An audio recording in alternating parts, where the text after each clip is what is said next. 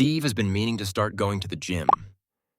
He bought the membership 3 weeks ago, packed the bag twice, knows exactly what the first workout looks like. 30 minutes, maybe less. I'll go after lunch, he says. Lunch happens. I'll go after this one episode. The episode happens, then the next one, because apparently there's no such thing as one episode anymore. It's now 11 p.m. The gym bag is still sitting by the door, untouched. Steve is typing into a search bar. How to stop being lazy. Here's the part that should bother you. Steve isn't lazy. Last week, he cleaned the entire apartment top to bottom without stopping. He built an entire spreadsheet system for his finances in one sitting, for fun. He is, by any definition, a person who takes action. So why has a 30-minute workout sat untouched for 3 weeks? If the answer isn't laziness, what is it? You're not lazy, you're avoiding a feeling. Here's the idea that actually explains it, and once you hear it, you'll never think about procrastination the same way again. You are not avoiding the task. You are avoiding the feeling you expect to have while doing it. The moment Steve even thinks about putting on his gym shoes, his brain quietly runs a tiny preview, a little simulation, and if that preview feels tiring, awkward, or uncomfortable in any way, his brain treats the task like a small threat. Not a real one, not a lion, but close enough to trigger the same instinct. Get away from this. So Steve doesn't feel like he's avoiding the gym. He feels like he's avoiding a very specific, very real sense of discomfort that shows up right before starting. Brenda walks in and catches him scrolling workout apps for what looks like the 5th time this month. Brenda says, "But another app?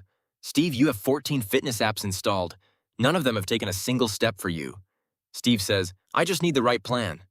Brenda says, "You cleaned this entire apartment last week in one sitting. That's not a planning problem. That's something else." Brenda's on to something, and she doesn't even know the psychology yet. So what actually makes a task feel threatening enough to avoid? Turns out, it's rarely random. There's a pattern, and once you see it, you'll start spotting it everywhere in your own life. Steve's phone buzzes, an electricity bill notification. He looks at it, locks the phone, unlocks it again, looks at it again. 10 minutes pass. He hasn't moved. 90 seconds. That's the entire task. But Steve's been staring at this bill for 10 minutes. Not because it's hard, just boring. And boring feels like a small, quiet kind of pain, the kind that's easy to postpone. Later, Steve is staring at a spreadsheet full of numbers he half understands, jaw tight. This one's different. Steve isn't incapable here. He's done harder math than this before, but some part of him isn't sure he has the energy this particular task requires right now. It doesn't feel impossible. It just feels heavy before he's even started. Now he's staring at a blank document, cursor blinking. He types a sentence, deletes it, types again, deletes it. Not difficult, this time either. Just unclear where to even begin. No shape to grab onto. So the cursor just blinks. Now he's staring at an unread message notification from someone he clearly needs to reply to. His thumb hovers over it. He locks the phone instead. And this last one's the quietest of all. Not because Steve can't type a reply, because some part of him is already bracing for how it might feel once he sends it. 4 scenes, 4 completely different tasks. But underneath, the same 4 flavors, showing up again and again in every corner of a life. Boring, difficult, unclear, or emotionally uncomfortable. Steve's gym bag, sitting untouched by the door, is quietly all 4 at once. A little intimidating.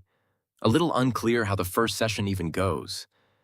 And somewhere underneath, a flicker of discomfort about being watched, judged, out of shape, in public. Here's the part worth remembering. Your brain isn't trying to ruin your life. It's trying to protect you from discomfort.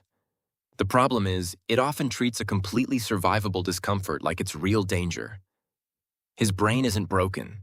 It's just doing its job a little too aggressively. But here's where almost everyone gets procrastination completely wrong. If avoiding discomfort is what causes procrastination, then why do some people procrastinate constantly and still succeed anyway? Here's the part almost nobody tells you. Procrastination isn't always the villain. Sometimes it's your brain quietly testing whether a deadline is actually real. Give some people 10 days for a task, and they'll use 7 of them thinking, then finish the whole thing in 3. At a level of focus they couldn't access any other way. That's not failure. That's just how some brains use pressure as fuel. The real question isn't, am I procrastinating? Almost everyone is, on something, right now. The real question is it actually costing me something I care about? If the task still gets done and nothing important is lost, that's not a problem. That's just your particular rhythm. But if it's quietly costing you opportunities, relationships, or your own trust in yourself, that's the version worth fixing. Right now, Steve is staring at the unopened gym bag by the door, checking the date on his membership card, feeling that small twist of guilt again. And for Steve, right now, it is. 3 weeks of an unused membership is starting to feel like more than just a slow start. So here's the actual fix, and it's smaller than you'd expect. Step 1. Notice it without judging it. The second you hear "I'll do it later" in your own head, just name it. There's the avoidance voice. That's it. Not "I'm so lazy," not "what's wrong with me," just noticing. Judgment makes the discomfort worse, which makes you avoid it even more. Noticing, calmly, breaks that spiral before it starts. Step 2. Reconnect with why it actually matters to you. Not "why should I do this," which sounds like a lecture. Ask instead, what happens if I don't, and how would that actually feel? And on the other side, what would it feel like to have this finished tonight instead of tomorrow? You're not forcing motivation. You're just letting your brain briefly compare the two futures honestly. Step 3. Don't start the task. Start 5 minutes of it. This is the one that actually works when nothing else does. Steve doesn't need to go to the gym. That's too big, too vague, exactly the kind of unstructured task his brain avoids. He just needs to put on his shoes. That's it. Shoes on. Bag by the door. 5 minutes. No more commitment than that.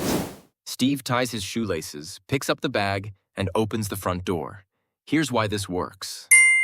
Objects at rest stay at rest. Objects in motion stay in motion. The hardest 4 seconds of any task are the 4 seconds before you start it. Once you're 5 minutes in, the discomfort that was blocking you has usually already faded because you're no longer imagining the task, you're just doing it. An hour later, Steve is walking back from the gym, clearly past the 5-minute mark, fully in motion the whole session. Steve never had to convince himself to finish the workout. He only had to convince himself to put his shoes on. Brenda walks past, sees him back from his session, and stops. Brenda says, "Wait, you're actually doing it?" Steve says, "Turns out I wasn't lazy. I was just scared of 5 minutes I never actually tried." Next time you catch yourself saying, "I'll start later," stop and ask which one it is. Boring, difficult, unclear, or just emotionally uncomfortable? Then skip the whole task. Just put your shoes on. Open the first page. Wash the first dish. Send the first sentence. 5 minutes. That's the entire negotiation. Everything after that, you were always going to finish anyway.